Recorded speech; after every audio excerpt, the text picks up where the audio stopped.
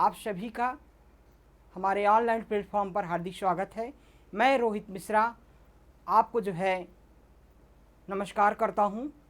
तो आज छात्रों में जो है आपको जो आपका सब्जेक्ट चल रहा है बीएससी एजी 5th सेमेस्टर का एग्रीकल्चर इंटोमोलॉजी, वो मैं आपको पढ़ा रहा था। उसके अंतर्गत जो टॉपिक था हमारा पेस्ट ऑफ फील्ड क्रॉप्स, यानी फसलों में लगने वाले प्रमुख कीट। तो उसी के अंतर्गत मैं जो है आज बहुत ही एक major pest, common pest, polyphagous pest लेकर आया हूँ, जो है बहुत ही हानिकारक है फसलों के लिए, आपके जो है वो सजावटी फसलों के लिए, आपके जो फूल वाले पौधे हैं उनके लिए, आपकी सब्जी वाली फसलों के लिए, आपकी शस्य फसलों के लिए, चाहे वो अनाज वाली फसलें हों, चाहे फूलों वाली फसलें हों, चाहे वो घर के जो गार्डनिंग है उसमें जो करते हैं पेस्ट, उन सब में ये प्रकार से बहुत ही हानिकार जो है वो पेस्ट होता है, जिसका नाम है मिलीबग।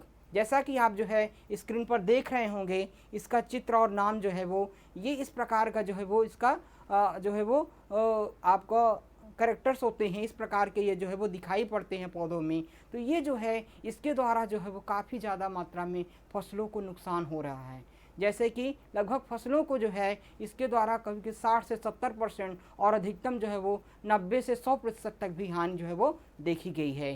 तो ये जो है वो बहुत ही मेजर पेस्ट है आपके क्रॉप्स का। तो आइए, काफ़ी जो है किसानों की डिमांड थी कि सर इस पर आप जो है एक वीडियो बनाइए, इसको आप जो है बताइए, इसलिए हमारी एक बहुत समस्या है। तो ये मेरे लिए एक बहुत ही उत्साह का विषय था। तो ये जो है आपके 5th सेमेस्टर का सब्जेक्ट भी है और कई सारे लोगों की जो है वो, कई सारे किसानों की ये प्रमुख समस्या भी है। तो इसलिए मैं इस पर जो है एक पूरी तरह से एक लेक्चर जो है आपके लिए तैयार किया हूँ। तो आइए छात्रों, जो है अपनी इस कड़ी में मैं आगे बढ़ता हूँ और आपको जो है वो आगे इसके बारे में मैं डिटेल से आपको समझाता हूँ। ठीक है। तो जैसा कि आप स्क्रीन पर देख रहे हैं, ये जो आपका दिख रहा है, ये जो सफ़ेद कलर का एक आपको छोटा छोटा कीट दिख रहा होगा, इसी का नाम है जो है वो मिलीबग, इसको बोलते हैं। ठीक है ना, ये देख रहे होंगे। तो इस ये जो है इस प्रकार से जो है ये आपको दिखाई देंगे फसलों पे। जैसे आप कभी कहीं पर इनका जो है वो अधिक आप प्रभावित फसल को देखेंगे तो इस प्रकार से ये फसलों पे दिखाई करेंगे, सफ़ेद कलर का रुई की तरीके से बिल्कुल जमा हुआ दिखेगा। ठीक है ना। ये जो सफ़ेद कलर का जो है दिख रहा है, ये होता है वैक्स, यानी मोम। ये जो है अपनी शरीर से एक प्रकार का जो है वो लिक्विड सेक्रीट करते हैं, एक प्रकार का द्रव जो है वो सेक्रीट करते हैं, जिसको बोलते हैं आप जो है वो सफ़ेद कलर के मोम की तरीके का द्रव होता है, जो इनके शरीरों पर जो है वो जमा हो जाता है। और यही द्रव जो है इनको संरक्षा का काम करता है, यानी प्रोटेक्शन का जो है वो कार्य करता है। तो ये बहुत ही महत्वपूर्ण टॉपिक है आपके जो है सब्जेक्ट का भी। और आप जो फसल ले रहे हैं, आप जो फसल उगा रहे हों, चाहे वो गमलों में उगा रहे हों, चाहे आप अपने घर में किचन गार्डनिंग कर रहे हों, चाहे आपके फील्ड से रिलेटेड चीज़ें हों, ये जो इंसेक्ट है वो काफ़ी जो है वो हार्मफुल है। तो इसलिए मैं इसको लिए बहुत ही उत्सुक था इसके विषय में पढ़ाने के लिए आपको। तो बिल्कुल आप एक एक पॉइंट्स को जो है वो ध्यान से देखिएगा और बिल्कुल इसके बारे में समझिएगा। और कहीं भी इस प्रकार के कीट का अगर अटैक है तो तुरंत उसको जो है तुरंत उसके नियंत्रण के उपाय आप बताएंगे किसानों को, और आप उसका नियंत्रण के उपाय तुरंत उसका प्रबंध करेंगे। तो आइए छात्रों, मैं स्टार्ट करता हूँ अपनी क्लास को। तो सबसे पहली चीज़ है कि ये क्या है, मिलीबग्स। इसको क्या बोलते हैं, मिलीबग्स। वैसे तो लगभग इसकी जो है वो 200 से 250 स्पीसीज जो है वो पाई जाती हैं मिलीबग्स की, जो अलग अलग प्रकार की फसलों को प्रभावित करती हैं। ठीक है ना।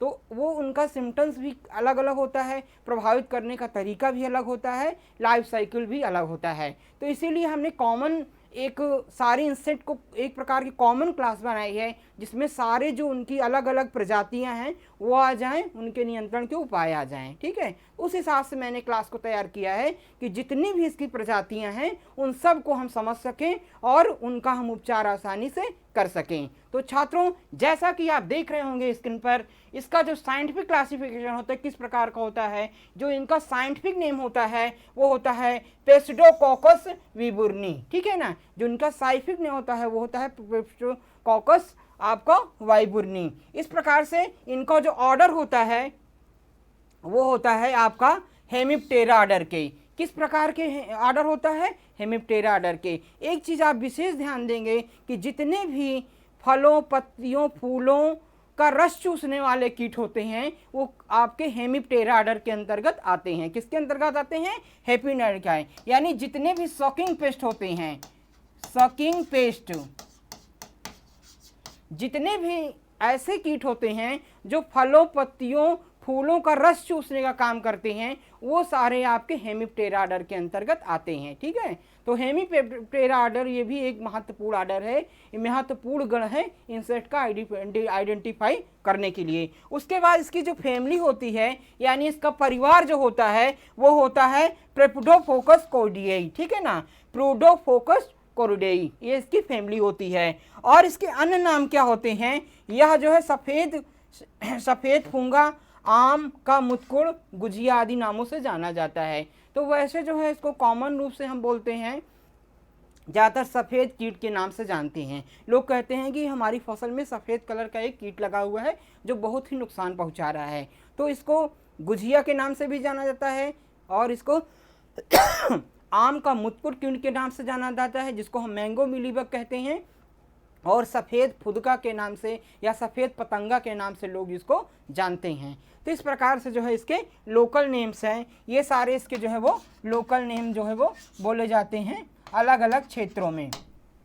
ठीक है, उसके बाद जो है इसकी जो है वो कई जातियां होती हैं। जैसे मैंने आपको पहले ही बताया कि लगभग 200 से 250 इसकी जो है वो प्रजातियां होती हैं, लेकिन कुछ जो है वो मुख्य प्रजातियां हैं जो फसलों को ज़्यादातर प्रभावित करती हैं। तो आइए इनकी जातियों के विषय में हम बात करते हैं। तो जैसा कि आप स्क्रीन पर देख रहे होंगे, ये अलग अलग प्रकार की जो है वो इनकी वो स्पीसीज हैं। ये क्या है? इनकी सारी जो है वो जातियाँ हैं। ये सारी जो जातियां हैं इनकी, जैसे आप देख रहे होंगे, ये हल्के कलर की, ये जो है हल्के लाल कलर की हैं, ये हल्का जो है धब्बे टाइप की हैं, हल्का पूंछ निकली हुई है, और ये इस प्रकार से देखिए इसमें हल्का सफ़ेद कलर की दिख रही हैं, हल्का लाल कलर की हैं, ये हल्के भूरे कलर की दिख रही हैं। ये देखिए एक स्पीसीज़ हैं, ये लंबी पूँछ वाली स्पीसीज़ हैं, ये हल्का लाल कलर की हैं, ये जो है इस शेप में बनी हुई हैं। तो ये अलग अलग इनकी जो है वो जातियां होती हैं जो फसलों को प्रभावित करती होंगी। आप भी अपने घर के आसपास जो है फलों फूलों में इसको जो है आसानी से देख सकते हैं, इनकी अलग अलग स्पीसीज़ को जो अलग अलग फसलों को प्रभावित करती हैं। ठीक है, तो आइए इनकी स्पीसीज़ को हम जानते हैं। तो इनकी कुछ अन्य जातियाँ जैसे हैं फेरेसिया वर्गाडा। फेरेसिया वर्गाडा क्या कहते हैं? धारीदार मिलीबग कहते हैं। क्या कहते हैं? धारीदार मिलीबग, जिनके शरीर पर जो है वो धारियां पड़ी होती हैं। जैसे ये मिलीबग हो गई, ये वाली, तो जैसे इनके शरीर पर जो है इस प्रकार से धारियां दिखाई दे रही हैं, तो ये किसके अंतर्गत हैं? फेरेसिया वर्गाडा के अंतर्गत आएंगी। और स्यूडोकोकस लॉपिंजस, ये होती है लंबी पूंछ वाली मिलीबग, जैसे ये आपको दिखाई दे रहा है, ये जो है इसकी जो टेल है वो लंबी है, तो ये क्या हो जाएंगे? लंबी पूंछ वाली मिलीबग्स के अंतर्गत आती हैं। ठीक है, उसके बाद जो है प्लानोकोकस सीट्री, नींबू वर्गीय मिलीबग, जैसा कि इसके नाम के साथ जो है वो सीट्री जुड़ा हुआ है, तो ये जो है वो नींबू वर्ग के अंतर्गत आती हैं। और ये फिनाकोकस सोलेनी बैगन मिलीबग्स के अंतर्गत आती हैं। ठीक है ना, बैगन में जो लगने वाली मिलीबग होती हैं उसको क्या बोलते हैं? आपको फिनोकोकस सोलेनी बोलते हैं। ठीक है ना, जैसे सोलोनी इसके नाम के साथ जो है जुड़ा है, तो ये सोलोनियस जो क्रॉप होती हैं, सोलोनेसी फैमिली की जो फसलें होती हैं उसमें जो है वो ये लगता है। ठीक है, जैसे आलू हो गया, बैगन हो गया, टमाटर हो गया, उस प्रकार की फसल को प्रभावित करता है।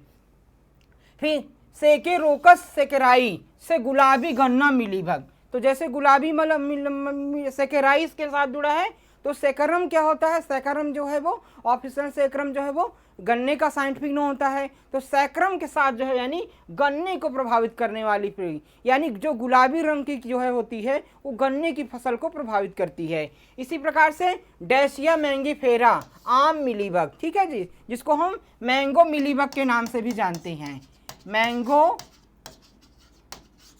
मिलीबग। ठीक है ना, डेसिया और मैंगीफेरा जो स्पीसीज होती है वो आम की जो है फसल को प्रभावित करती है। यानी आम की जो फसल में लगने वाले इंसेक्ट होते हैं उनको जो है हम मैंगो मिलीबग के नाम से जो है वो जानते हैं। तो इस प्रकार से ये क्रॉप के हिसाब से ये अलग अलग इसकी स्पीसीज होती हैं जो फसलों को प्रभावित करती हैं। उसके बाद क्या होता है, इनका पोषक पौधे क्या होते हैं, ठीक है ना। तो ये जो है मुख्य रूप से इनका आक्रमण जो है वो कपास की फसल में होता है, भिंडी की फसल में होता है, टमाटर की फसल में होता है, और अन्य जो है वो सजावटी फसलों में भी इनका प्रकोप, जो सजावटी फूल वाले हैं उसमें भी इनका प्रकोप होता है। तो आपको मैं थोड़ा सा डिटेल में समझाना चाहूँगा। तो जैसे मुख्य रूप से अनाज वाली जो फसलें हैं, जैसे आपका जो है वो कपास हो गया, आपका जो है आपका गन्ना हो गया, ठीक है, उस प्रकार की फसलों को प्रभावित करते हैं। और कुछ वजह से जो आपके जो है वो फल वाले जो पौधे हो गया, जैसे आपका पपीता हो गया, आपका नींबू हो गया, आपका जो है वो कटहल का हो गया, आपका जो है वो क्या कहते हैं अमरूद हो गया, चीकू हो गया, गुलाब हो गया, ठीक है ना।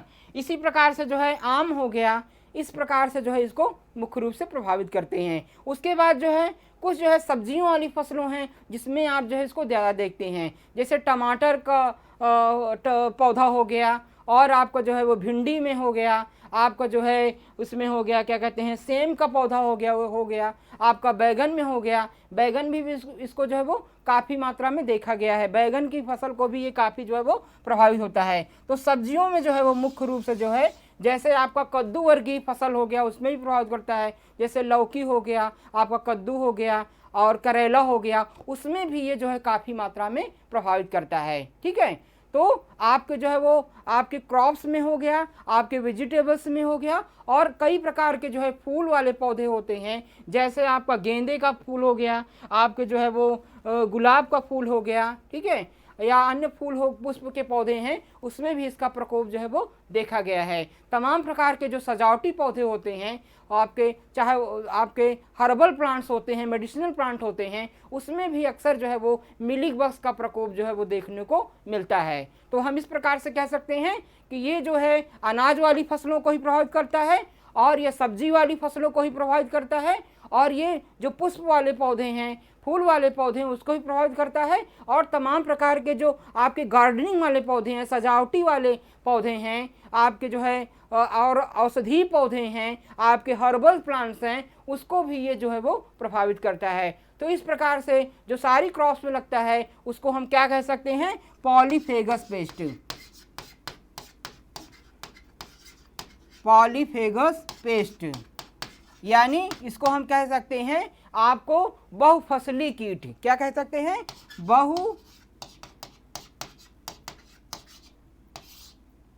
बहुफसली कीट, ठीक है ना। तो जो कई फसलों को प्रभावित करे उस कीट का नाम क्या होता है, बहुफसली कीट या पॉलीफेगस इंसेक्ट के नाम से हम उसको जानते हैं। तो ये इस प्रकार से ये जो है वो प्रभावित करता है कई सारी फसलों को। अब हम आप जो है इस जो है इमेज के माध्यम से मैं आपको दिखाऊंगा किस प्रकार से ये जो है वो डैमेज करता है तमाम प्रकार की फसलों को। आप जैसा कि पहली इमेज देख रहे होंगे, ये आपका जो है गुड़हल का पौधा है। किसका है, गुड़हल का। तो गुड़हल के पौधे में देखिए इस प्रकार से ये जो है वो गुच्छे नुमा जो है वो दिखाई देते हैं। जैसे गुच्छे के आकार के जो मुलायम टहनियाँ होती हैं, मुलायम पत्तियाँ होती हैं, मुलायम जो है वो पुष्प होते हैं, मुलायम फल होते हैं, उसका ये मुख्य रूप से जो है वो रस चूसने का काम करते हैं। जैसा कि मैंने बताया था आपको कि इनके जो माउथ पार्ट होते हैं वो पियर्सिंग एवं सकिंग टाइप के होते हैं। कैसे होते हैं, चुभने एवं चुभाने वाले, चुभाने एवं चूसने वाले जो है इनके मुखांग जो है वो होते हैं। ये क्या करते हैं, जो मुलायम टहनियाँ होती हैं, मुलायम पत्तियाँ होती हैं, मुलायम पुष्प होते हैं, उसमें जो है वो अपने सलाइवा को जो है, अपने माउथ पार्ट को जो है वो चुभो देते हैं और सक्शन प्रेशर के द्वारा उसके रस को जो है वो चूस लेते हैं, जिससे टहनियाँ जो है वो धीरे धीरे जो है वो कमज़ोर हो जाती हैं, पुष्प जो है वो धीरे धीरे सूख जाते हैं, फल जो है धीरे धीरे सूख जाते हैं, और हल्का सा हवा भी चलती है तो वो गिर जाते हैं। ठीक है, इतना ज़्यादा इनका प्रकोप होता है कि फसल पूरी तरह से प्रभावित हो जाती है, फसल की ग्रोथ एंड डेवलपमेंट जो है पूरी तरह से रुक जाती है। तो अगर इसका समय से हम ट्रीटमेंट नहीं किए तो पूरी की पूरी फसल हमारी जो है वो बर्बाद होती है। ठीक है, तो इस प्रकार से आप फोटो में देख रहे होंगे कि किस प्रकार से ये गुच्छे नुमा जो है वो ये गुड़हल के पौधे में किस प्रकार से ये पूरी तरह से उसको छाप ली, उसमें प्रभावित कर रहे हैं। दूसरा आप देख रहे होंगे ये आपका क्या है, पपीते का फल है, ठीक है ना, पपीते के पेड़ में जो है वो फल लगे हैं, उसमें भी किस प्रकार से प्रभावित कर रहा है।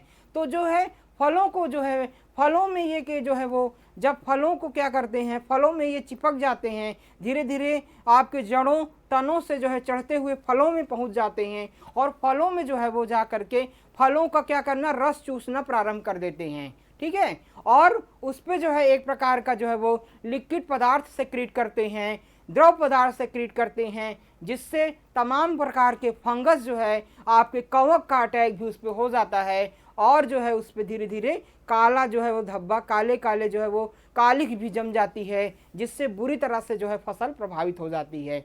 तो इस प्रकार से जो है जो फल होता है उसकी गुणवत्ता बिल्कुल डिक्रीज हो जाती है। पहले तो फल जो है ज़्यादा छोटे ही रह जाते हैं, और अगर बच भी जाते हैं तो उसको हम जब खाते हैं तो उसमें कोई स्वाद नहीं मिलता है, उसकी जो गुणवत्ता होती है वो पूरी तरह से ये नष्ट कर देते हैं। तो इस प्रकार से जो है इसमें पपीते की फसल को ये प्रभावित करते हैं। दूसरा आप देख रहे होंगे, तीसरा आप जो इमेज देख रहे हैं वो है आम का। आम के पौधों को भी जो बुरी तरह से प्रभावित करते हैं। आम के पौधे में जो लगते हैं आपके मिलीबग्स, उसको मैंगो मिलीबग के नाम से जानते हैं। किस नाम से जानते हैं? मैंगो मिलीबग के नाम से हम जानते हैं। तो आप क्या करते हैं, ये जो है जब आपका लगभग सितंबर अक्टूबर का टाइम होता है वही, तो उस समय क्या करते हैं, ये इनकी जो फीमेल्स होती हैं, जो इनकी मादाएं होती हैं, वो 3 जड़ों के पास अंडे देती हैं। फिर ये धीरे धीरे इनके जो निम्फ निकलते हैं वो पौधों पे तनों की सहायता से चढ़ जाते हैं, और फिर जब पुष्प आता है आपका जो है, जब बौर लगते हैं आम के फल में, आम के पेड़ में, तो फिर ये जो है उसके रस को चूसना शुरू कर देते हैं। और इससे क्या होता है कि बौर में जो है वो बहुत कम मात्रा में ही फल जो है वो बन पाते हैं। जो फल बनते हैं उस पर भी अपना प्रभाव दिखाना शुरू कर देते हैं, और फलों के जहाँ से फलों का जुड़ाव रहता है, जैसा कि आप देख रहे होंगे, जहाँ से फल जो है वो टहनियों से जुड़े होते हैं उसको भी, और फलों का पूरी तरह से रस चूसना शुरू कर देते हैं, जिससे जो फल होते हैं उनकी बढ़वार रुक जाती है, और ये धीरे धीरे फल जो है वो बिल्कुल छोटे छोटे रह जाते हैं, और उनकी गुणवत्ता बिल्कुल ख़राब हो जाती है। और ये अपने शरीर से जो हनी ड्यू सिक्रीट करते हैं, जो एक प्रकार का वेस्ट मटेरियल निकालते हैं, उस पर तमाम प्रकार की फफूंद डेवलप हो जाती है, जिससे फलों पे काला काला जम जाता है, जैसा कि आप जो है इमेज में देख पा रहे होंगे। तो इस प्रकार से आम की फसल को भी ये बुरी तरह से प्रभावित कर देते हैं। अगर समय से इसका नियंत्रण नहीं किया गया तो ये पूरे पौधे में जो है वो फैल जाते हैं। इस प्रकार से आप जो है चौथी इमेज में आप देख रहे होंगे, ये किस चीज़ का है, ये आपका टोमेटो का प्लांट है, ठीक है ना, जिसको टमाटर कहते हैं। देखिए टमाटर में किस प्रकार से जो है ये पूरी फसल को जो है वो नष्ट कर दिया है, पूरी फसल जो है वो सूख गई है, और पूरी फसल में जो है वो सफ़ेद कलर के जो मिलीबग्स हैं वो पूरी तरह से आपके फैल गए हैं। तो इस प्रकार से जो है क्या करते हैं, जो मुलायम टहनियाँ होती हैं, मुलायम पत्ते होते हैं, मुलायम फल होते हैं, उसका रस ये चूस लेते हैं, जिससे पौधे जो है वो सूख जाते हैं, और तब तक जो है चूसते रहते हैं जब तक कि पूरा पौधा बिल्कुल सूख न जाए, ठीक है ना, जल्दी छोड़ते नहीं हैं ये, जब तक पूरा सूख जाता है, सूखने के बाद भी नहीं छोड़ते हैं, इतना ज़्यादा अटैक करते हैं। तो ये जान लीजिए कि बहुत ही जो है वो हानिकारक कीट जो है वो होते हैं। तो हमको सावधानी रखना है, ज़रा सा भी अगर देखना है कोई सफ़ेद कलर का कीट अगर दिखता है तो तुरंत उसके नियंत्रण के उपाय हमको शुरू कर देना चाहिए, ठीक है। उसके बाद जो है ये अगला जो इमेज देख रहे हैं, ये आपका किसका है, ब्रिंजल का। आप जो है वो बैगन की फसल का भी ये जो है मुख्य कीट है। आप बैगन की फसल आप उगाते होंगे, अपने घर में 2-4 पेड़ उगाते होंगे, आसपास देखे होंगे, या फिर आप खेती करते होंगे, तो अक्सर इस कीट को जो है वो पाते हैं। ये बैगन का भी बहुत कॉमन जो है वो पेस्ट है। ये बैगन की जो मुलायम टहनियाँ होती हैं, मुलायम पत्ते होते हैं, आपके जो फल होते हैं, फल की जो टहनियाँ होती हैं, जहाँ से फल जो है वो आपके जुड़े होते हैं, वहाँ पर ये बहुत तरह से एक तरह से रुई की तरीके झुंड में जो है वो जमा हो जाते हैं, और उसका रस जो है वो चूसना प्रारंभ कर देते हैं, जिससे क्या होता है, टहनियाँ बुरी तरह से लटक जाती हैं, मुरझा जाती हैं, और धीरे धीरे सूख जाती हैं। फल बिल्कुल छोटे रह जाते हैं, पौधा बिल्कुल बढ़वार रुक जाती है और फसल बुरी तरह से प्रभावित हो जाती है। इस प्रकार से समय से इनका प्रबंधन करना आवश्यक होता है। अगला आप देख रहे हैं साइट्रस का प्लांट है, यानी नींबू वर्ग है। तो जो नींबू वर्ग की जो फसल है, जो आपका साइट्रस का प्लांट है, नींबू वर्ग की फसल को भी ये प्रभावित करते हैं। ठीक है, नींबू वर्ग में चाहे आपका जो है वो आपका जो है नींबू हो गया, छोटा हो गया, चाहे स्पोटा हो गया, चाहे कागजी नींबू हो गया, चाहे आपका मौसमी हो गया, जितनी भी नींबू प्रजातियां हैं उसको भी ये जो है वो प्रभावित करते हैं बुरी तरीके से। तो ये जो मुलायम टहनियाँ होती हैं, मुलायम फल होते हैं, उसका जो है वो रस चूस लेते हैं, जिससे पौधे कमज़ोर हो जाते हैं और पौधों की बढ़वार जो है रुक जाती है, टहनियाँ सूख जाती हैं और जो फल होते हैं बिल्कुल जो है वो उसकी गुणवत्ता बिल्कुल कम हो जाती है। तो इस प्रकार से आप इमेज में, मैं इमेज का दिखाने का मेरा यही उद्देश्य है कि आप इमेज के माध्यम से बिल्कुल आप समझ सकते हैं कि किस प्रकार से ये फसल को जो है वो प्रभावित कर रहा है। तो एक एक इमेज को आप ध्यान से देखेंगे और अगर कहीं पर ये इंसेक्ट दिखता है तो आप तुरंत उसको आसानी से आइडेंटिफाई कर लेंगे। यही मेरा उद्देश्य था इसको दिखाने का। और ये जो है आपका किस चीज़ का है, आम का है, यानी मैंगो प्लांट है। ये आपका मैंगो का पौधा है, ये आपका पपैया है, यानी आपका जो है आपका जो है ये आपका क्या कहते हैं पपीते का पौधा है, ये आपका जो है आम का पौधा है, ये आपका टोमेटो का पौधा है, ये ब्रिंजल का है और ये साइट्रस का प्लांट है। इस प्रकार से जो है ये फसल को जो है वो प्रभावित करते हैं। इस इमेज से आप आसानी से समझ सकते हैं। अगला है कि इनको हम कैसे पहचानेंगे। तो सबसे बड़ी चीज़ आती है कि इसका आइडेंटिफिकेशन। तो मैंने आपको चित्र भी दिखा दिया और कुछ इसके आइडेंटिफाई के स्पेशल कैरेक्टर्स होते हैं जिससे आप इसको आइडेंटिफाई आसानी से कर सकते हैं। तो आइए इसको देखते हैं कि ये जो है इस कीट की पहचान करना आसान होता है। ये कीट जो है वो एक प्रकार का बहुत छोटा होता है, लगभग जो है 1 से 1.5 इंच जो है वो इसकी लंबाई होती है। तो बिल्कुल जो है वो छोटा कीट, सफ़ेद कलर का दिखाई देने वाला, लगभग 1 से 1.5 इंच जो है वो इसका लंबाई होती है। और ये जो है एक प्रकार की जो है मोम यानी वैक्स ऐसी परत से ढका रहता है, जिससे निचले हिस्से पे ये झुंड के आकार के रूप में दिखाई देते हैं। ठीक है ना। तो ये जो है इनका जो शरीर होता है, ये क्या करते हैं, ये एक प्रकार अपने शरीर पे एक मोम जैसी से मोम को सेक्रेशन करते हैं। एक सफ़ेद कलर का जो है वो पाउडर टाइप का जमा इस पर दिखाई देता है, उसको जो है मोम का ये एक प्रकार का लिक्विड सिक्रीट करते हैं जो मोम की तरह से जो है वो शरीर पर जम जाता है और वो उनको प्रोटेक्शन का जो है वो काम करता है। तो इस प्रकार से इसमें क्या होता है, पौधे की पत्तियों और तनों और फलों को निचले हिस्से पर झुंड के रूप में दिखाई देते हैं। तो ये ज़्यादातर इनका एक कैरेक्टर होता है कि ये निचली सतह पे प्रभावित करते हैं। आप पत्तियों की निचली सतह पे देखेंगे, पत्तियों को ऐसे पलट करके देखेंगे तो पूरी तरह से ये रुई की तरीके से पत्तियों में छाए रहेंगे। तनों के आपके निचली सतह पे दिखाई देंगे, टहनियाँ होंगी उसकी निचली सतह पे दिखाई देंगे, फूल होंगे उसके निचली से सतह पर दिखाई देंगे। तो ज़्यादातर किसको निचली सतह पे ये चिपके हुए जो है वो दिखाई देते हैं। ठीक है। तो इस प्रकार से झुंड के रूप में जो है वो इस फसल में आपको दिखाई देंगे। और ये जो है मिट्टी में अंडे अपने देती हैं। अंडे से निकलने के बाद कीड़ते हुए चींटी या पक्षी के माध्यम से पौधों तक पहुँच जाते हैं। ठीक है। तो इनकी जो फीमेल्स होती हैं, जो मादाएं होती हैं, वो पौधों के आसपास मिट्टियों में अंडे देती हैं। ठीक है। और फिर मिट्टी से अंडे निकल करके रेंगते हुए जो है वो धीरे धीरे पौधे में चढ़ जाते हैं। और जो चींटियाँ होती हैं, कुछ चींटियाँ और कुछ पक्षियों के साथ भी ये पौधे में पहुंच जाते हैं। चींटियाँ एक प्रकार से चींटियों का और मिलीबग का आपस में सहजीविता होता है। ये दोनों एक दूसरे कॉम्बिनेशन होते हैं। क्यों होते हैं, जो ये अपने जो एक प्रकार का तरल पदार्थ अपने शरीर से जो है वो छोड़ते हैं, सेक्रीट करते हैं, चींटियाँ जो है वो उसको खाती हैं। ठीक है। जो मिलीबग्स होते हैं ये अपने शरीर से एक प्रकार का तरल पदार्थ सेक्रीट करते हैं, जिसको हम वैक्स कहते हैं या मोम कहते हैं। वो मोम की तरीके से जम जाता है और वही मोम जो है वो चींटियों के लिए भोजन का काम करता है। तो ये चींटियाँ जो है वो जाती हैं, जब वो मोम का सेक्रेट, तो ये चींटियाँ जो है वो जो है अक्सर आपको देखने को मिली। जहाँ भी इस कीट का प्रकोप होता है वहाँ आपको चींटियाँ जरूर देखने को मिलेंगी। पत्तियों पे, टहनियों पे, आपके तनों में रेंगते हुए अक्सर दिखाई देंगे। तो वहाँ पर क्या होता है, ये चींटियाँ जो है जाती हैं रेंगते हुए, और जो सफ़ेद कलर का मोम जमा होता है उसके ऊपर, उसको जो है उसको जो है वो खाती हैं। तो एक प्रकार से, और ये क्या करता है, ये चींटियों को प्रोटेक्शन, चींटियों जो है इसको प्रोटेक्शन देती हैं, यानी इसको किल नहीं करती हैं, और ये जो है चींटियों को भी प्रोटेक्शन भोजन के रूप में देता है। तो ये दूसरे का सहयोग करते हैं।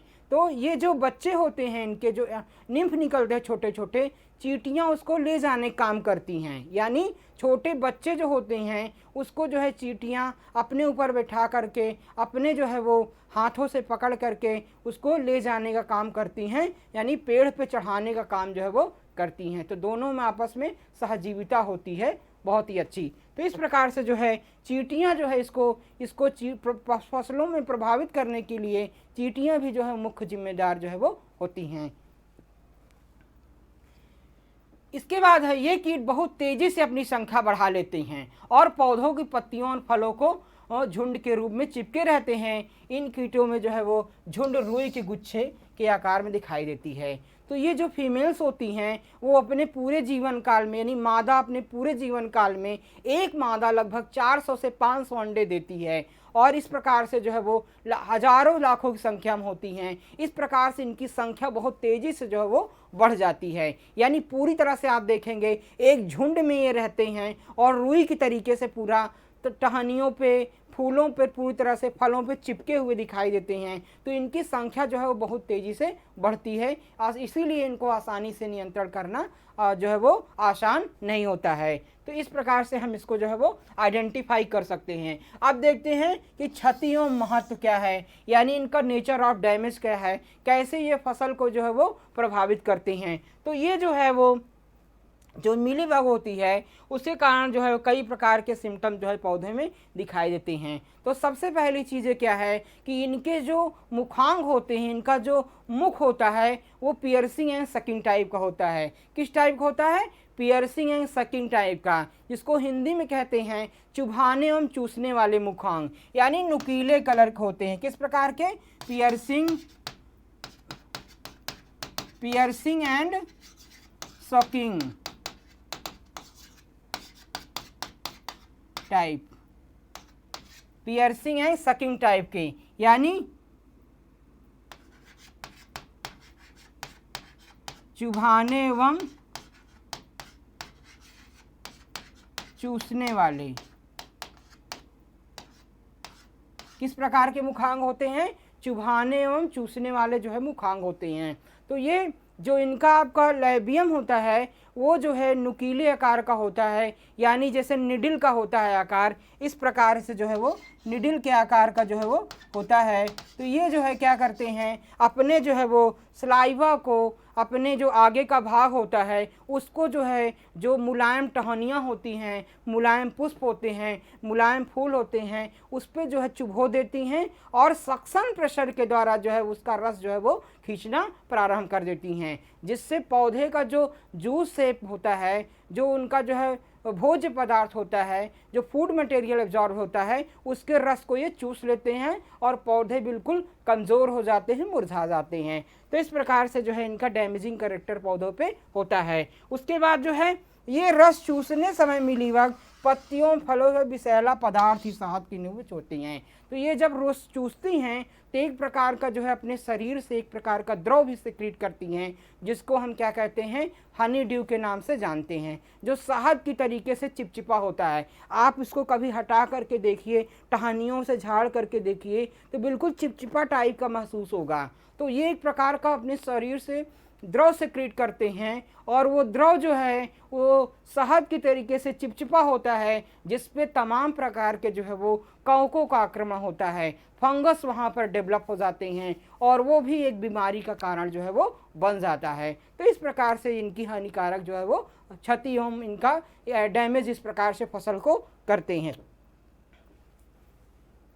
उसके बाद जो देख रहे होंगे आप वीडियो में, जैसे ये जो है आपका किसका है, भिंडी का पौधा है, ठीक है ना, लेडी फिंगर जो है यानी भिंडी का पौधा है, तो भिंडी के पौधे में आप देख रहे होंगे कि ये जो है इस प्रकार से जो टहनियाँ हैं, भिंडी की पत्तियाँ हैं, मुलायम जो टहनियाँ हैं वहाँ पर ये जो है वो जम जाते हैं इस प्रकार से। तो धीरे धीरे जम करके उसका जो है रस चूसना प्रारंभ कर देते हैं। और इसी के साथ देखिए ये जो है वो ब्लैक कलर की मोल्ड को छोड़ रहे हैं। किस प्रकार की? ब्लैक कलर की मोल्ड को छोड़ रहे हैं। ये यहाँ पर जो है वो धीरे धीरे जो है वो एक प्रकार के द्रव का सेक्रेशन कर रहे हैं, जिससे यहाँ पर देखिए काला काला धब्बा पड़ गया है। ठीक है ना, क्या पड़ गया है? Black spots. तो ये एक प्रकार का जो तरल पदार्थ निकालते हैं वो धीरे धीरे जो है वो काले कलर में परिवर्तित हो जाता है, जिसको कज्जली रोग या फिर जो है वो ब्लैक मोल्ड के नाम से हम जानते हैं। तो धीरे धीरे जो है वो उस पर एक प्रकार का कवक का अटैक होता है, जिससे वहाँ पर काले काले स्पॉट जो है दिखाई देते हैं और ये भी फसल को प्रभावित करते हैं। तो ये हम कह सकते हैं कि ये फसलों को प्रभावित भी करते हैं, उसके रस को चूसते हैं, साथ साथ जो है वो रोगों का भी जो है प्रसार करते हैं, रोग को भी फैलाने का काम जो है वो करते हैं। तो इस प्रकार से इनका डैमेजिंग जो है वो नेचर होता है। आप देख रहे होंगे दूसरी स्क्रीन में ये इस प्रकार से जो है पत्तियों की निचली सतह पे ये जो है आप देख रहे हैं ये पत्ती की निचली सतह को किस प्रकार से प्रभावित होता है। तो जो मुलायम पत्तियां होती हैं उसके नीचे ये इस प्रकार से उसको प्रभावित करते हैं। जो इसके वेन्स होती हैं, ये वेन्स जो होती हैं इसका ये रस जो है आसानी से चूस लेते हैं, जिससे पत्तियां जो है वो कमज़ोर हो जाती हैं और उसकी ग्रोथ बिल्कुल रुक जाती है।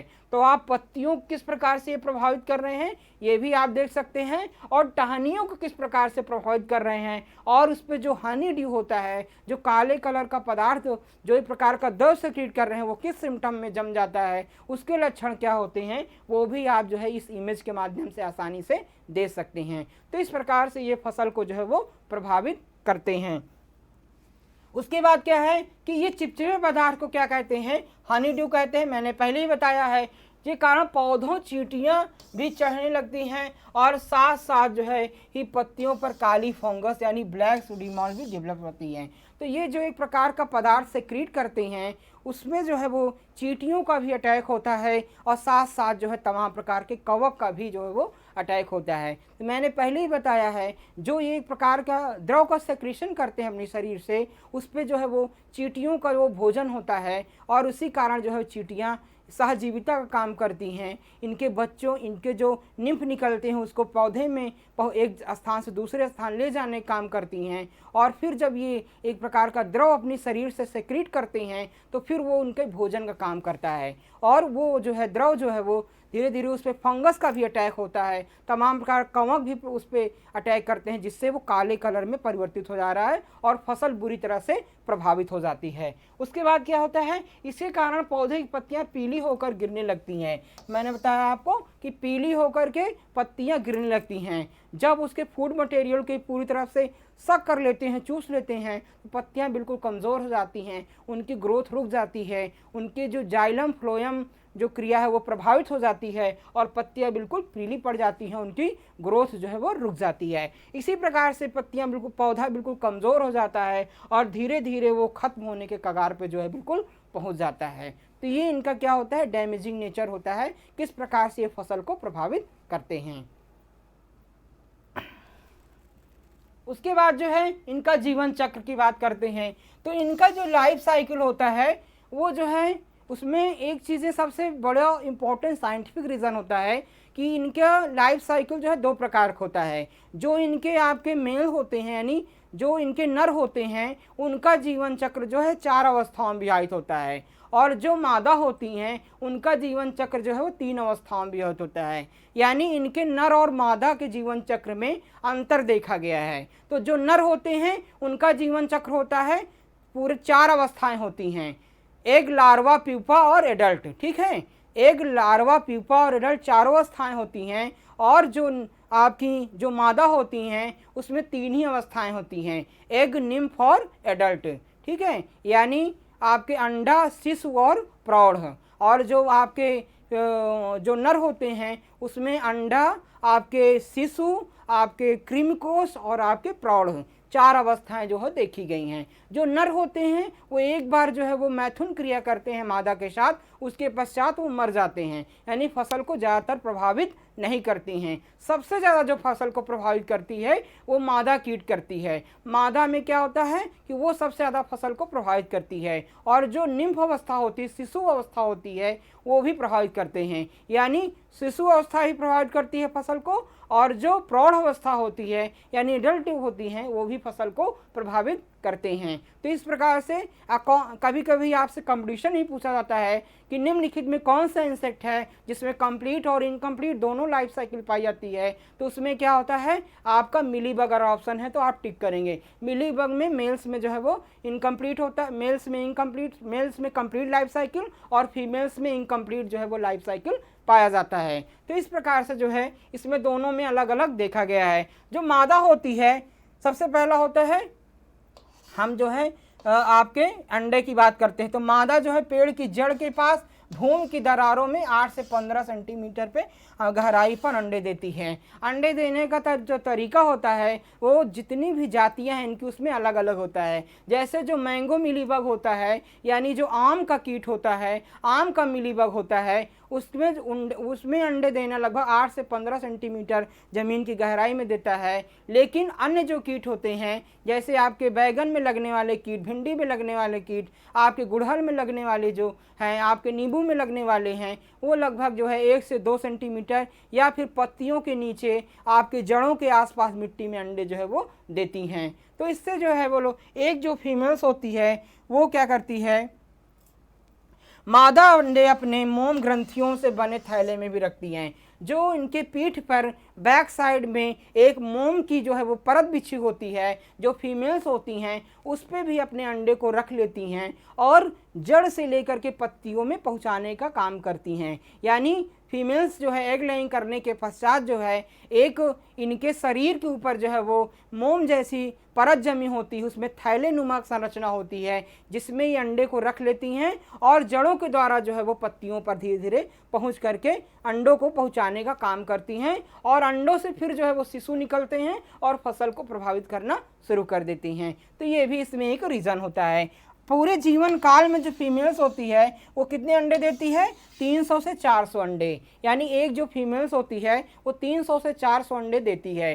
कुछ ऐसी स्पीसीज होती हैं, कुछ ऐसी जातियां होती हैं जिसमें 400 से 500 अंडे भी देने की क्षमता जो है वो होती है। इस प्रकार से इसके बाद होता है दूसरी अवस्था जो होती है निम्फ अवस्था। निम्फ को क्या कहते हैं, यानी शिशु अवस्था।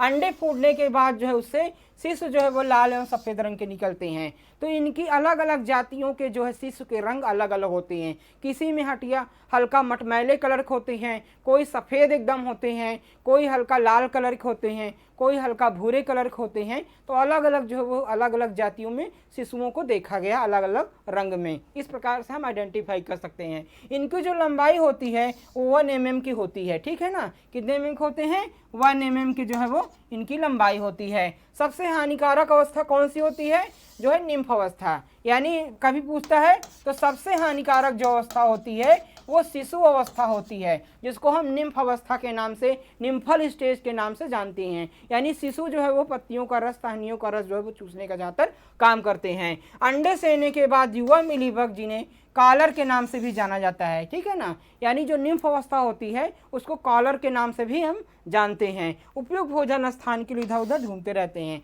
तो जब अंडे से जो है वो निम्फ निकलते हैं तो भोजन की आवश्यकता के लिए जो है वो इधर उधर घूमते हैं, और जो है वो पत्तियों, जैसे ही वो तनों के संपर्क में आते हैं तो पेड़ों पे चढ़ना प्रारंभ कर देते हैं, और धीरे धीरे जो कोमल टहनियाँ होती हैं, कोमल फल के आसपास जो है, फूलों के आसपास झुंड के रूप में इकट्ठा हो जाते हैं, उसका रस जो है चूसना प्रारंभ कर देते हैं और फसल को बुरी तरह से प्रभावित करते हैं। उसके बाद जो है जो इसका जो है कई चरणों में गुजरते हुए फिर वयस्क में बदल जाते हैं। तो जो निम्फ अवस्था होती है वो कई अलग अलग चरणों में बदलने के बाद, यानी मोल्टिंग होती है, स्टार होता है, पहले स्टार से दूसरे स्टार, लगभग 1 से 3 स्टार तक इसमें होता है। फिर धीरे धीरे परिवर्तित होकर के वयस्क कीट में जो है वो परिवर्तित हो जाते हैं, यानी एडल्ट अवस्था में प्रवेश कर जाते हैं।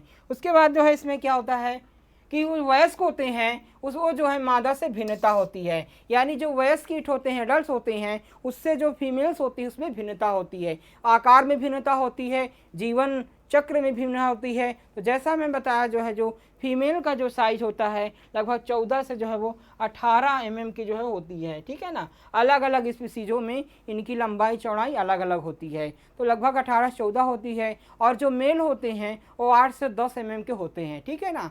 तो फीमेल बड़ी होती है और मेल जो है हल्का छोटे होते हैं, ठीक है। इसके जो है शरीर का रंग जो है वो हल्का सफ़ेद होता है, किसी का धूसर होता है, किसी का हल्का लाल होता है, तो वो अलग अलग जातियों में होता है। इनके जो मुखांग होते हैं वो चूसने तथा चुभाने वाले होते हैं। किस प्रकार के होते हैं? पियर्सिंग एंड सकिंग टाइप पे, पियर्सिंग एंड सकिंग टाइप,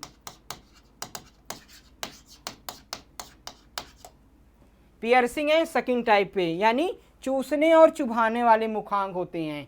तो इन्हीं जो चूसने चुभाने वाले होते हैं ये उसी से जो है टहनियों, जो मुलायम टहनियाँ होती हैं उस पर जो है अपने स्लाइवा को, अपने जो निडल शेप में इनका लैब्रम होता है उसको चुभा देते हैं और सक्शन प्रेशर के द्वारा उसके रस को चूसते रहते हैं, जिससे पौधे धीरे धीरे कमज़ोर हो जाते हैं। इसके बाद है जो इनके निम्न वयस्क में बदलने पर शरीर पर एक मोम का यानी कपास जैसा दिखने लगते हैं और वाला आवरण बनाते हैं जो रसायनों को इनकी रक्षा करता है, ठीक है। तो एक इसमें वैज्ञानिक रीजन और होता है कि जैसे जो ये मोम का सेक्रेशन करते हैं अपने शरीर के पीठ वाले भाग पर, तो वो जो है इनके प्रोटेक्शन का भी काम करता है। तो जब मोम की परत इनके पीठ पर जमा हो जाती है तो ये जो है जब हम रसायनों का प्रयोग करते हैं इनके ऊपर तो उसका असर भी कम हो जाता है। कई बार हमसे जो है वो किसानों का ये प्रश्न था कि सर जो है इस पे हम दवा डालते हैं,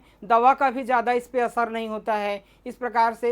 तो उसका कारण यही होता है कि जो मोम जैसी परत इनके शरीर पर जम जाती है तो जब उनको कोई भी केमिकल्स जब उन पर पड़ता है तो उसका ज़्यादा असर जो है नहीं हो पाता है।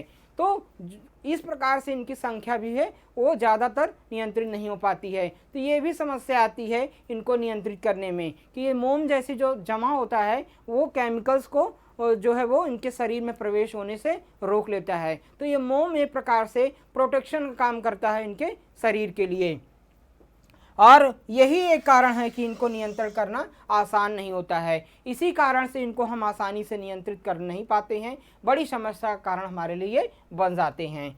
अब उसके बाद बात आती है कि इनमें अंडों से निकलने वाले जो निम्फ होते हैं जिसको हम कॉलर भी कहते हैं वो ज़मीन पर गिर जाते हैं, जिससे चींटियाँ पौधे पर पहुंचा देती है। तो एक चीज़ और देखिए, बहुत साइंटिफिक रीज़न होता है कि इनके जो निम्फ होते हैं अगर वो गिर जाते हैं किसी कारण से, मान लीजिए हमने तने या पत्तियों को हिला दिया, किसी हवा के तेज़ी झोंके से गिर गए अगर नीचे, तब भी जो चींटियाँ होती हैं वो इनको जो है फिर से ऊपर पहुंचा देती हैं। बताइए कितना साइंटिफिक रीज़न है, कितना चींटियाँ अपने भोजन के लिए जो है वो अवेयरनेस होता है, कितना वो जो है लगाव होता है इन दोनों में। क्यों लगाव होता है? क्योंकि चींटियाँ जो है वो भोजन उससे प्राप्त कर रही हैं, जान रही हैं चींटियाँ कि हमको भोजन किससे मिलेगा, इन्हीं से मिल रहा है। ये जब अपने शरीर से ये मोम जैसी द्रव को सिक्रीट करेंगे तो उसी को हम खाएंगे। तो इसीलिए जब इनके निम्फ जो है वो किसी कारणवश जो है वो गिर जाते हैं नीचे, तो पुनः जो है वो चींटियाँ क्या करती हैं, उनको उठा करके पहुंचा देती हैं, भैया तुम खाओ और खा करके जो है वो मोम सिक्रीट करो अपने शरीर से, और वही हमारा जो है वो भोजन है। तो इस प्रकार से जो है इनके दोनों में सहजीविता होती है। क्या आप लोगों में भी ऐसा होता है? आप लोग भी किसी के सहजीवी हैं? बताइए कमेंट्स करके। इस प्रकार से इसलिए जो है मिलीबग प्रभावित पौधों को आसपास चींटियां जो है वो गतिविधियां देखी गई हैं। तो जहां पर इस फसल का जो है वो इस प्रकार के कीट का अधिक प्रभाव होता है वहां आप अक्सर देखेंगे कि चींटियां मंडराती हुई आपको दिखेंगी। जिस पौधे में मिलीबग का आपको प्रकोप दिखेगा वहां पर चींटियां आसपास जरूर मंडराते दिखेंगी, क्योंकि यही कारण होता है चींटियों के आसपास मंडराने का। उसके बाद जो है आता है इनके नियंत्रण के उपाय। तो सबसे इम्पोर्टेंट है आपका किस प्रकार से इनका नियंत्रण करेंगे। ठीक है, तो नियंत्रण जो है वो मैंने नियंत्रण पे बहुत ध्यान दे के तैयार किया, किस प्रकार से हम आसानी से इसको नियंत्रित कर सकते हैं, क्योंकि नियंत्रण के लिए काफ़ी लोगों की बहुत बड़ी जो है वो समस्याएं थी। बहुत हमारे पास प्रश्न आ रहे थे कि साहब इसका नियंत्रण जो है कैसे करें। तो आइए जानते हैं कि इनको हम कैसे जो है वो कंट्रोल इनका हम कर सकते हैं। ठीक है ना, तो जैसा कि आप जो है जान सकते हैं कि बेटर जो है prevention is better than cure. ठीक है ना, किसी चीज़ का जो है वो उसका जो है वो आप जब समय से जो है वो प्रिवेंशन करेंगे तो वो जो है अगर बेटर आप क्योर करेंगे तब उसको आसानी से आप नियंत्रित कर लेंगे। ठीक है, तो हर चीज़ का अगर एक सही तरीके से हम सही मैनेजमेंट करेंगे तो हम आसानी से उसका नियंत्रित कर सकते हैं। तो उचित मात्रा में जब हम किसी भी रोग हो चाहे कीट हो, अगर फसल की हम आसानी से देख रेख कर रहे हैं, पहले ही हमको सावधान हो जाना चाहिए कि हमारे में कीट का प्रकोप ना होने पाए, किसी रोग का प्रकोप ना होने पाए। ठीक है,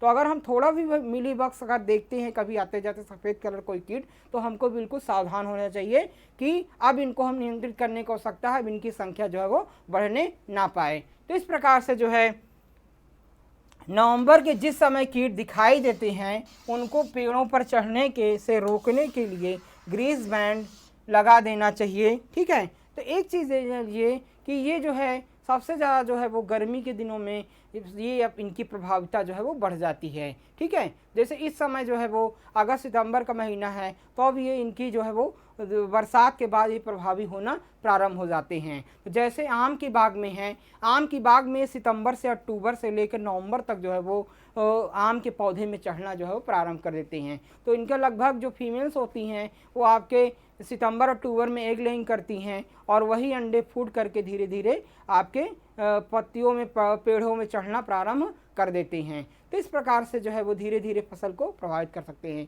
तो जनरली जो है क्या है कि लगभग इनका प्रकोप जो है अक्टूबर से लेकर नवंबर तक फसलों पे स्टार्ट होना प्रारंभ हो जाता है, यानी पौधों में चढ़ना शुरू कर देते हैं। तो जो फल वाले पौधे होते हैं उसमें जनरली ये सितंबर से अक्टूबर तक या फिर नवंबर तक जो है वो चढ़ना प्रारंभ कर देते हैं, और सब्जी वाली फसल में तो ये कभी भी जो है वो जैसे भी आपका गर्मी के दिनों में ये अटैक अपना प्रारंभ कर सकते हैं। तो एक प्रकार के जो आपके फल वाले पौधे होते हैं उसमें ग्रीस बैंड का प्रयोग करना चाहिए। ठीक है ना, जो आपके फल वाले पौधे हैं, जो बड़े पेड़ पौधे हैं जैसे आम हो गया, नींबू हो गया, आपका कटहल हो गया, अनार हो गया, उसमें अगर इसका प्रकोप अधिक हो रहा है तो हमको जो है आपके सितंबर से लेकर नवंबर तक के महीने में एक ग्रीस बैंड होता है उसका जो है उपयोग करना चाहिए। आइए जानते हैं ये ग्रीस बैंड होता क्या है, कैसे बनाया जाता है। तो इस प्रकार से हम थोड़ा सा इमेज के माध्यम से भी आपको दिखाना चाहेंगे कि ये ग्रीस बैंड क्या होता है। इस प्रकार से जो है आप देख रहे होंगे कि एक पॉलीथीन की जो है सीट होती है, पॉलीथीन सीट पे जो है वो कुछ ऐसे आपके कुछ तत्व होते हैं, कुछ रसायन होते हैं या कोई पदार्थ होता है चिपचिपा जिसको हम बांध देते हैं, और बांधने से क्या होता है कि जब ये सितंबर अक्टूबर नवंबर के महीने में इंसेक्ट इस प्रकार से इनके निम्फ जो है ऊपर चढ़ना प्रारंभ कर देते हैं तो ये ग्रीस जो बैंड होता है इसको रोक लेता है। तो जो ये तनों में जो सुराख होते हैं उसी से ये जो है धीरे धीरे ऊपर की ओर टहनियों की ओर जो है जाना शुरू कर देते हैं। तो जब ये ग्रीस बैंड हम लगा देते हैं तो ये ग्रीस बैंड इनको जाने से रोक लेता है, यानी इनको अंदर जो है तनों ये पूरी तरह से पैक कर देता है। तनों के जो छोटे छोटे सुराख होते हैं तनों में उसको ये ग्रीस बैंड बिल्कुल पैक कर देता है, जिससे जो निम्फ होते हैं वो ऊपर की तरफ जो है वो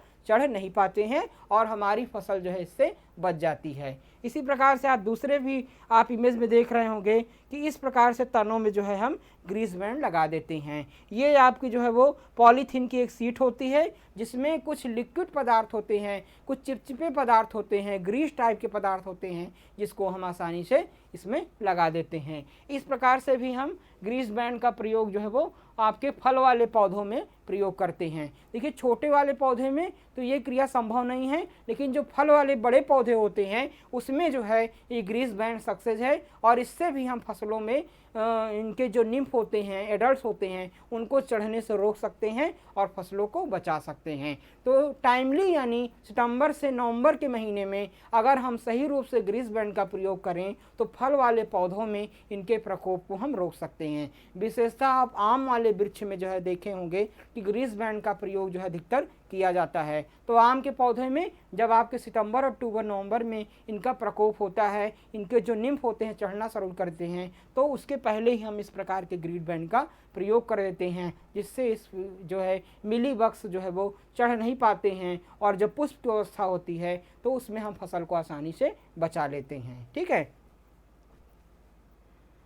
उसके बाद जो है ये ग्रीस बैंड कैसे बनता है, इसको बनाने के लिए 4 भाग जो है वो रेवड़ी का तेल यानी आपके कैस्टर ऑयल जिसको बोलते हैं, क्या बोलते हैं, कैस्टर ऑयल यानी रेवड़ी का जो तेल होता है, और 5 भाग जो है वो रोजीन के साथ जो है वो 10 मिनट तक गर्म करते हैं। इस बने हुए अर्ध तरल पदार्थ को लगभग एक मोटे कागज को फैला करके पेड़ के तने पर 1 मीटर की ऊंचाई पर बांध देते हैं। यानी लगभग चार भाग जो है रेवड़ी का तेल यानी कैस्टर ऑयल, और 5 भाग जो है रोजीन जो होता है उसको हम मिला करके उसको जो है वो गर्म करते हैं, और उसको अर्ध तरल मात्रा में जब वो हल्का चिपचिपा हो जाए तो उस पर पेस्ट बना लेते हैं। फिर उसी को जो है लगभग एक मोटे कागज़ को फैला करके यानी मोटी आपकी पॉलीथीन सीट वगैरह हो गई उस पर फैला करके, और उस पर जो है उसको रख करके लगभग तने से जो है वो 1 मीटर की ऊंचाई पर, ठीक है ना, नीचे जड़ के पास से 1 मीटर ऊंचाई पर जो है हम उसको तने में बांध देते हैं अच्छी तरह से, जिससे जो है वो कीट वो है ऊपर की तरफ नहीं चढ़ पाते हैं। तो ये उपचार भी आम की फसल में बहुत ही कारगर उपचार होता है। इसके बाद जो है एक दवा और होती है, एक उपाय और है कि 1 लीटर पानी में 1 चम्मच लिक्विड सोप, ठीक है ना, लिक्विड सोप का मतलब क्या हो गया, जो आपकी साबुन है, जो आप साबुन इस्तेमाल करते हो उसी का लिक्विड सोप बना करके, और 1 चम्मच नीम का तेल, ठीक है ना, और उसी में 1 चम्मच नीम का तेल और 1 चम्मच एल्कोहल में आप जो है विनेगर भी ले सकते हो, या फिर जो है आपका कोई और अन्य एल्कोहल हो गया, सिरका जिसको बोलते हैं सिरका आप ले सकते हो, ठीक है ना। तो उस एल्कोहल का प्रयोग को उसको भी डाल करके और इसका एक क्या बना लेते हैं, घोल बना लेते हैं, और इस घोल को अच्छी तरह से मिला करके फिर जो है वो पौधे में स्प्रे करते हैं, ठीक है ना। फिर पौधे में स्प्रे करने से क्या होता है कि इसका जो है वो प्रकोप कम हो जाता है। तो इस प्रकार से 1 चम्मच जो है वो 1 लीटर पानी में 1 चम्मच लिक्विड सोप और 1 चम्मच जो है नीम का तेल और 1 चम्मच जो है वो सिरका यानी कोई भी विनेगर हो गया जैसे कोई अल्कोहल, उसको प्रयोग करते हैं, और इसको अच्छी तरह से मिला करके हम आप फसलों में या फिर आपके गमलों वाली फसल जो है, जो आप छोटे छोटे किचन गार्डन है उसमें हम आसानी से स्प्रे करते हैं, तो इसमें प्रकोप कम हो जाता है। लेकिन एक समस्या और आती है, जब इसको हम स्प्रे करते हैं तो इनके जो लड्स होते हैं, निम्फ होते हैं, वो गिर जाते हैं धीरे धीरे छूट करके और पुनः मिट्टी में गिर जाते हैं, और फिर जो है धीरे धीरे वो पत्तियों पे ये तनों के सहारे फिर से वो टहनियों पे फैल जाते हैं, यानी फिर से पेड़ के पौधे के ऊपर जो है वो चढ़ जाते हैं। तो इसके लिए क्या करना चाहिए, इसके लिए जो है हमको पौधे के नीचे जो है वो स्प्रे करने के पहले जो है वो पौधे के नीचे एक पॉलीथीन की सीट को बिछा लेना चाहिए। तो पॉलीथीन की जब सीट बिछा लेंगे तो ये जो है ऊपर से इनके जो अंडे होंगे, इनके जो निम्फ होंगे वो पॉलीथीन सीट पर गिरेंगे, और पॉलीथीन सीट को हम फिर से जो है मोड़ करके बाहर इनको जला देंगे या फेंक देंगे। तो इनकी संख्या जो है वो ये दोबारा जो है पौधों पे नहीं आ पाएंगे, ठीक है। तो इस प्रकार से एक सलूशन बना के छिड़काव करना चाहिए, और छिड़काव करने से पूर्व एक पौधे के नीचे एक पॉलीथीन सीट को बिछा देना चाहिए, जिससे ये इनके निम्फ या एग्स गिरें तो वो जो है वो पुनः मिट्टी में ना जाएं और मिट्टी से पुनः पौधे पे ना जाएं, वो उनको बाहर हमको फेंक देना चाहिए, नष्ट कर देना चाहिए। तो इससे हम इनकी संख्या को नियंत्रित कर सकते हैं। ज़्यादातर ये विधियाँ जो है वो किचन गार्डन के लिए, छोटे गमलों के लिए, सजावटी पौधों के लिए उपयोगी हैं, ठीक है। उसके बाद जो है जिससे नए मिलीबग्स पैदा नहीं होते हैं और ये फिर नहीं जो है वो चढ़ पाते हैं। तो इसका स्प्रे कब करना चाहिए, इसका स्प्रे हफ्ते में लगभग 2 बार जो है करना चाहिए, यानी 1 हफ्ते में ये जो सोल्यूशन आपने बनाया है इसका 2 बार जो है प्रयोग करना चाहिए। और एक बात है कि जैसे हम आपको कॉमन रूप से जो है हम इसको क्या कर सकते हैं, ब्रश से भी झाड़ सकते हैं। तो जैसे ये जो है वो वो चिपके हुए होते हैं टहनियों से, तो उसको हम ब्रश की सहायता से भी धीरे धीरे झाड़ के निकाल सकते हैं। लेकिन फिर ये जो है ना आ जाएं, उसके लिए हम नीचे पॉलीथीन वगैरह बिछाए रहें कि उसमें हम इनको कलेक्ट करके बाहर फेंक दें, तो उससे भी इनकी संख्या को हटाया जा सकता है। जो ये विधि होती है यानी ब्रश से झाड़ने वाली विधि होती है, ये ज़्यादातर जो है छोटे गमलों में, जैसे आपने फूल वगैरह लगाया है या फिर किचन गार्डन में 2 4 6 8 10 पौधे हैं उसमें ही सक्सेस है। फूल वाले पौधे हैं, सजावटी वाले पौधे हैं, उसमें अगर लगे हुए हैं तो इससे आसानी से हम इसको जो है वो निकाल सकते हैं। तो ऐसे भी इनकी संख्या को हम नियंत्रित कर सकते हैं। ये घरेलू बागवानी के लिए अधिकतर उपयोगी होता है। और क्या होता है, कटाई छटाई से रोक सकते हैं, ठीक है ना।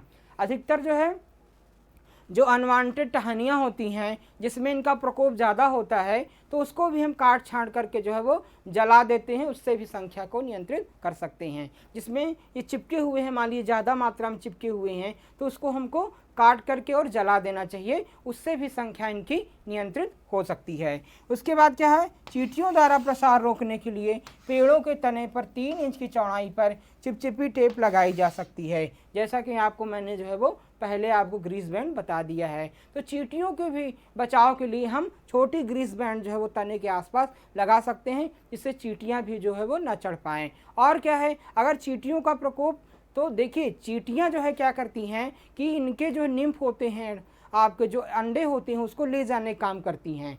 तो हमको सबसे पहले चींटियों को भी नियंत्रित करना जो है वो ज़रूरी होगा। तो चींटियों को नियंत्रित करने के लिए क्या करना चाहिए, तो हमको आसपास जो है वो जो थाला होता है पौधे का, उस पर जैसे नीम का तेल हो गया, नीम के तेल का छिड़काव कर देना चाहिए, जिससे वहाँ पर चींटियाँ ना आए। या फिर आपके यहाँ मिट्टी का तेल हो, मिट्टी तेल का आप छिड़काव कर दिए, उससे चींटियाँ ना आए। तो चींटियों को भी हमको जो है वो नियंत्रित करना आवश्यक होता है कि जैसे चींटियाँ इनका प्रसार जो है वो इनको ले जाने काम, इनके सहजीविता का काम जो है वो ना कर सकें, ठीक है। इसी प्रकार से जैसे इसको जो है वो कुछ ऐसे जो है प्राकृतिक शत्रु होते हैं, नेचुरल इनमीज होते हैं, जैसे आपका लेडी बर्ड बीटल हो गया, आपका लैस विंग हो गया, ये भी इनकी को नियंत्रित करते हैं। जैसा कि आपको मैंने परभक्षी कीटों के बारे में बताया है, कुछ ऐसे परभक्षी कीट होते हैं जो ये जो मिलीबग्स होती है इनको भोजन अपना बना करके इनकी संख्या को कम कर देते हैं। तो जैसे आपका मिलीबग हो गया, लेस विंग हो गया, आपके कई प्रकार के एक पैरासाइट होते हैं इंसेक्ट, तो वो भी इनकी संख्या को जो है वो नियंत्रित करते हैं। तो उनको उनकी ज़्यादा मात्रा उनको जो है वो ज़्यादा मात्रा में उनकी संख्या को बढ़ा करके खेत में छोड़ना चाहिए, फील्ड में छोड़ना चाहिए, जिससे वो पौधों पर बैठ करके इनको जो है खा जाएं, जिससे प्राकृतिक रूप से जो है इनकी संख्या को हम नियंत्रित कर सकते हैं। तो ये आपका जो है वो नेचुरल कंट्रोल में आपका जो आ जाएगा, यानी जैविक नियंत्रण के अंतर्गत हम इसको रख सकते हैं आपका लैस विंग या आपके लेडी बर्ड बीटल के लिए। आप इसमें नीम का तेल और साबुन का स्प्रे भी कर सकते हैं, यानी नीम के तेल और साबुन के आपका जो घोल होता है उसकी भी बराबर मात्रा को मिला करके हम जो है वो आपके फसलों में छिड़काव कर सकते हैं, छोटे पौधों में छिड़काव कर सकते हैं, जिससे इनकी संख्या को नियंत्रित कर सकते हैं। या फिर आप जो है वो जैसे कुछ घरेलू उपाय हैं, जैसे आप डिटर्जेंट हो गया, जो आप कपड़ा धुलते हैं, कपड़ा धुलने के पश्चात जो आपका डिटर्जेंट वेस्ट बच जाता है उसको हम फेंक देते हैं, तो उसका भी हम इसमें जो है आसानी से यूज कर सकते हैं। तो जो डिटर्जेंट होता है जो बचा हुआ आपके, उसको भी हम जो छोटे स्प्रेयर होते हैं, हैंड स्प्रेयर जिसको बोलते हैं, उसमें भर करके हम फसलों पे छिड़काव करते हैं, पौधों पे, छोटे आपके गार्डन में, आपके जो किचन गार्डन आपका है, छोटे आपके हर्बल गार्डन है, उस पर हम छिड़काव करके हम इनकी संख्या को आसानी से कम कर सकते हैं, ठीक है।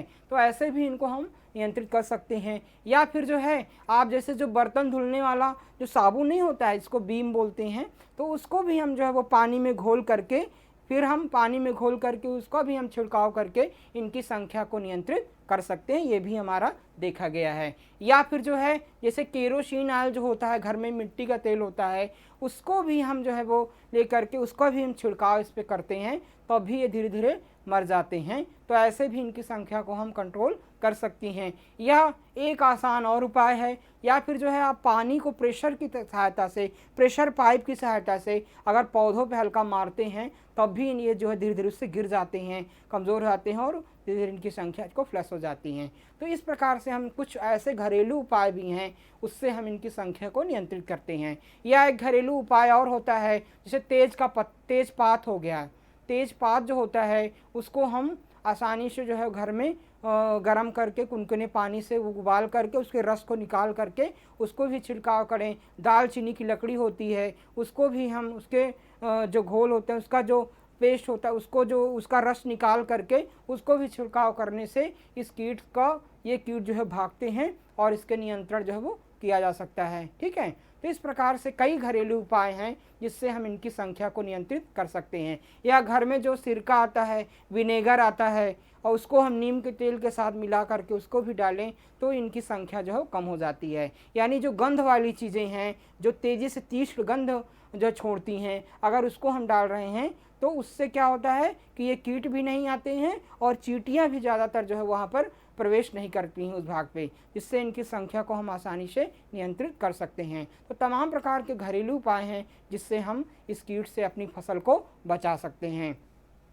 और तो इस प्रकार से जो है इसके पश्चात जो है वो कई, जब इनका प्रकोप जो है अगर बड़ी मात्रा में आप फसल उगाए हैं, बड़ी मात्रा में हो जाता है, इनके जो निम्फ एडल्ट हैं ज़्यादा मात्रा में फसल में फैल जाते हैं, तो कुछ रसायन होते हैं जिसका हमको जो है छिड़काव करना आवश्यक हो जाता है। तो कुछ ऐसे रसायन होते हैं जैसे मैलाथियान 50 EC, इसको 50 ml जो है वो प्रति आपके इसकी मात्रा जो है वो आवश्यक देनी चाहिए। तो मिलाकर प्रति पेड़ की दर से जो है वो 50 ml जो है इसका छिड़काव जो है वो करना चाहिए। इसी प्रकार से थायोडान हो गया 35 EC, इसकी 20 ml की मात्रा को जो है हमको पानी में मिला करके पौधों में छिड़काव करना चाहिए। इसी प्रकार एंथियो हो गया 25 EC, 30 ml जो है वो हमको प्रति पौधे की सापेक्ष पेड़ की दर से जो है हमको फसल में छिड़काव करना चाहिए। इससे जो है इनकी संख्या को हम नियंत्रित करना चाहिए, नियंत्रित आसानी से कर सकते हैं। तो रसायन का प्रकोप सबसे लास्ट में ही करना चाहिए,